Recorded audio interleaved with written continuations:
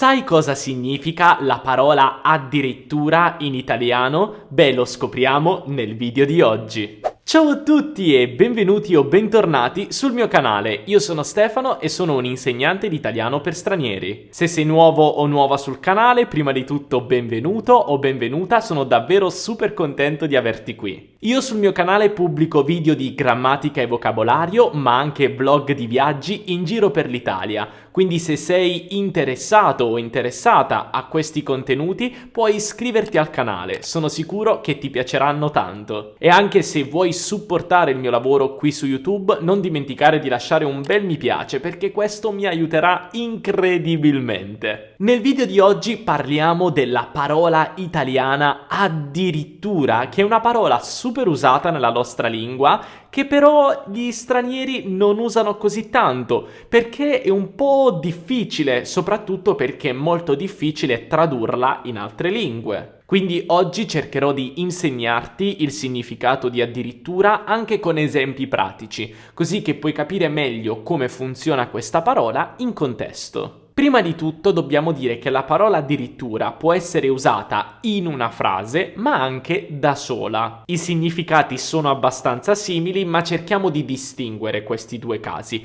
Quindi iniziamo con l'uso della parola addirittura quando si trova da sola. Per esempio, immaginiamo questo dialogo. Mio fratello è caduto dalle scale e ora è in ospedale. Addirittura?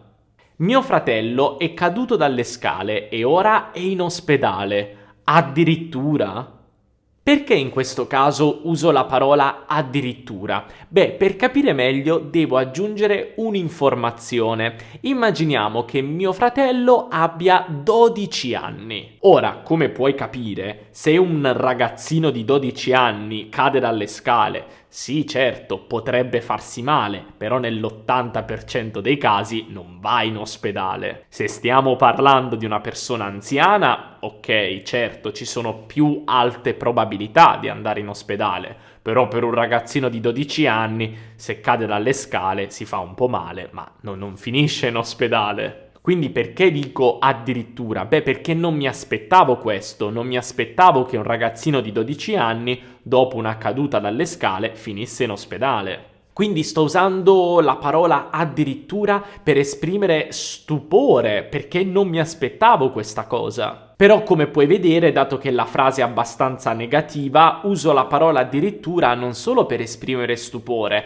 ma anche un po' di preoccupazione, possiamo dire. Vediamo un altro esempio. Ho spostato il volo e ho dovuto pagare 350 euro. Addirittura? Così tanto? Ho spostato il volo e ho dovuto pagare 350 euro. Addirittura così tanto?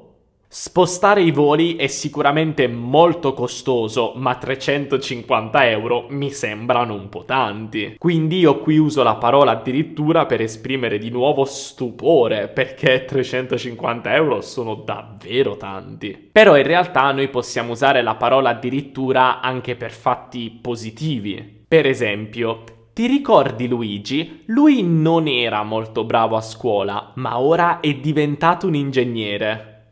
Addirittura, che bravo!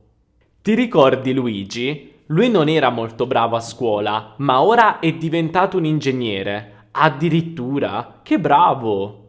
Quindi in questo caso io sto esprimendo con la parola addirittura di nuovo stupore, perché Luigi non era così bravo a scuola, ma adesso è diventato un ingegnere e onestamente per diventare un ingegnere tu devi studiare tanto, devi essere bravo. Quindi come puoi capire in questo caso stiamo usando la parola addirittura, ma la stiamo usando in senso positivo, stiamo comunque esprimendo stupore, però uno stupore positivo. Ora passiamo al secondo caso, cioè l'utilizzo della parola addirittura all'interno di frasi. Il significato, come ti ho detto, è abbastanza simile, ma cerchiamo di vedere degli esempi in contesto per capire meglio. Il primo esempio che ho per voi è: Francesca parla 7 lingue, parla addirittura il coreano.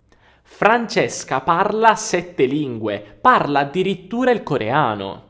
In questo caso io sto dicendo che Francesca non solo parla 7 lingue, ma parla anche il coreano. E sicuramente parlare il coreano non è una cosa di tutti i giorni, è una cosa molto speciale perché io non conosco tante persone che parlano il coreano. Quindi io qui dico parla addirittura il coreano perché voglio enfatizzare l'idea, voglio enfatizzare il fatto che Francesca parli il coreano, che non è una cosa di tutti i giorni, è una cosa speciale. Quindi io di nuovo sono stupito, uso addirittura per esprimere stupore. Vediamo un altro esempio. Oggi usiamo internet per fare tutto, possiamo addirittura usarlo per imparare una lingua.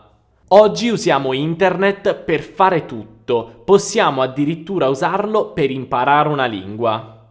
Anche qui stiamo usando la parola addirittura per esprimere stupore, perché noi siamo molto stupiti dal fatto che possiamo usare internet per imparare una lingua. È una cosa incredibile. Forse oggi non è più così incredibile, però immaginate 10 anni fa, sicuramente era proprio incredibile, una cosa magnifica. Vi faccio un ultimo esempio, un esempio più personale. Sono diventato molto bravo con i lavori di casa. Ho addirittura imparato ad usare il trapano. Sono diventato molto bravo con i lavori di casa. Ho addirittura imparato a usare il trapano.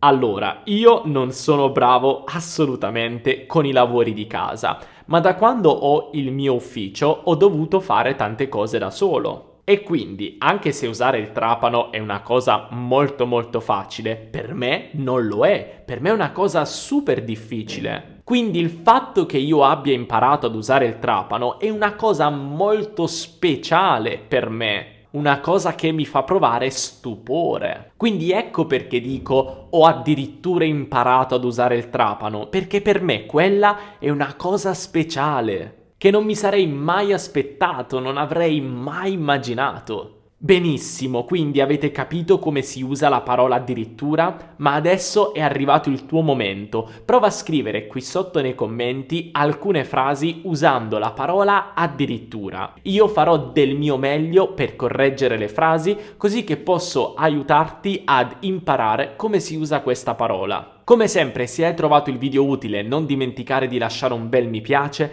perché questo mi aiuta tantissimo e anche di iscriverti al canale per non perdere tutti i contenuti futuri. E poi se vuoi rimanere aggiornato su ogni novità sul canale e su tutte le altre cose, non dimenticare anche di seguirmi su Instagram Teacher Stefano, dove pubblico sempre tanti contenuti interessanti. Noi come sempre ci vediamo nella prossima lezione. Un abbraccio dall'Italia. Ciao!